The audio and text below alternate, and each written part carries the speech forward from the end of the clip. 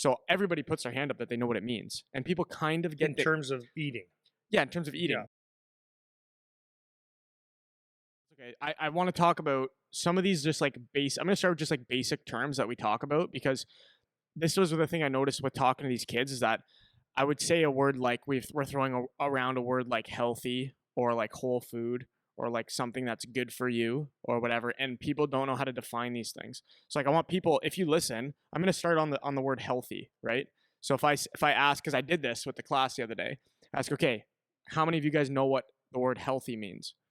Okay. Now, people listening, when I ask that question, you can do the self experiment. Do you know what the word healthy means? Like, how would you define it? If you had to explain to me what healthy means, what does it mean? Right. So everybody puts their hand up that they know what it means. And people kind of get in terms of eating. Yeah, in terms of eating, Yeah. what is healthy for you, right? What is healthy to consume? And everybody kind of has an idea of sort of what it means, but people cannot explain it. So I did that experiment. What does healthy mean? Everybody, or do you know what healthy means? Everybody puts their hand up, and I say, explain what healthy means. And I get things like something that's good for you. I'm like, okay, well, what is good for you? Like, what does good for you mean, right? And then they'll say something like, well, vegetables. It's like, okay, that's an example of something that could be good for you, but what does good for you mean? How can I tell whether or not something is healthy? What is the metric? And for a lot of people, even just listening to that right now, you might be like, oh, wow, like I actually don't really know how to explain what that word means, because most of the people that I've asked, adults included, cannot explain that word to me, right?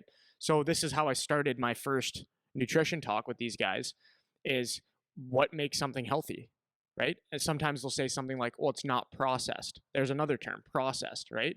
Where you might not even know what the word processed means. I'll get to that one after. So if we start with healthy, the way that I define it, this is the definition that I give them, is something that is nutrient dense. So for every calorie, which there's another word, for every calorie that you eat, are there a lot of nutrients in that calorie or are there not? Right? And nutrients, there's another term. Do we know what nutrient means? Which most of these kids don't even know what that means. Parents listening right now, what does the term nutrient mean? Do you know what that means? Right? So I started with that. What is healthy? And I give them the definition of something that's nutrient dense. Then we go to nutrient dense. What does that mean? Right?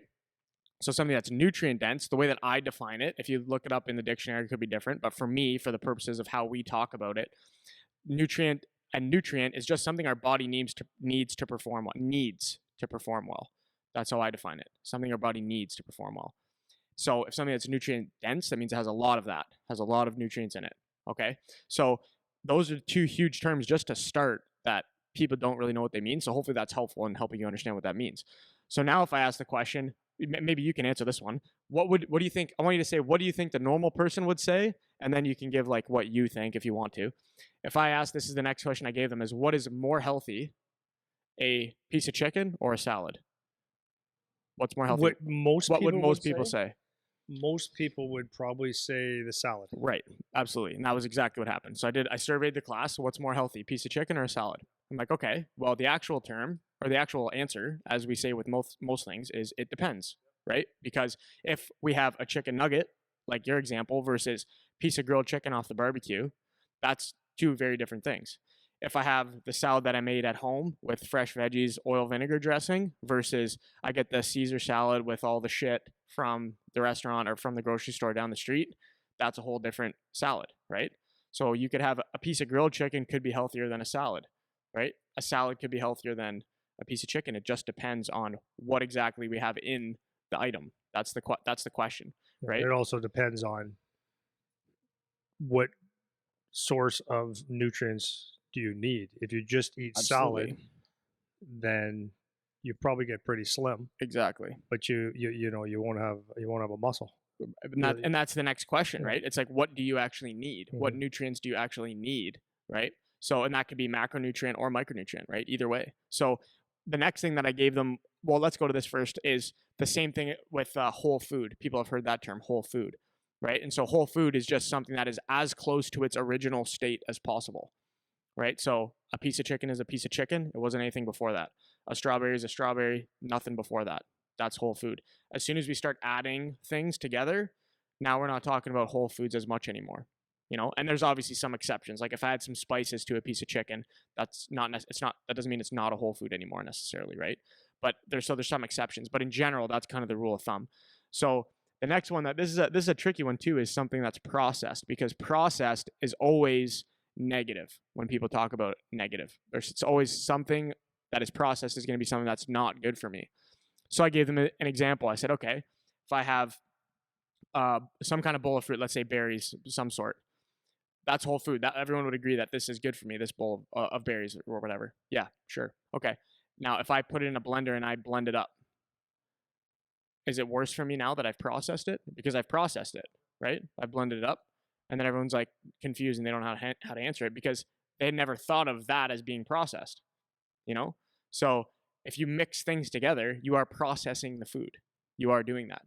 But typically what we're talking about when we say processed is things that have multiple things added to it, whether it's preservatives or whatever, things that are frozen, things that are in a box. Processed is just like our blanket term for that.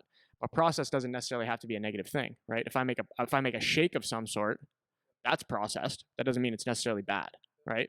So that's kind of just like a few of the things that I've noticed in talking to people about these like key terms where you take for granted that people know them, but they actually don't know what they mean.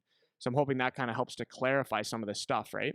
So the next thing that I did with these guys is I gave them an example because I asked the question, how can we judge if something's healthy? Like, what do we do? Like, what are our metrics? Like, how do we know if something's healthy, right? So the things that I always look at are like the volume of food. How much food is it? How many calories is in that volume of food?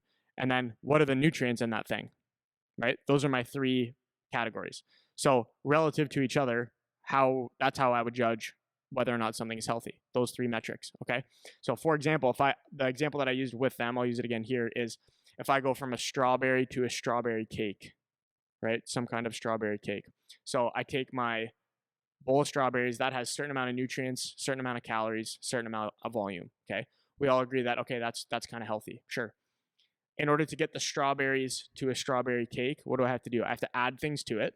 So now my volume is increasing.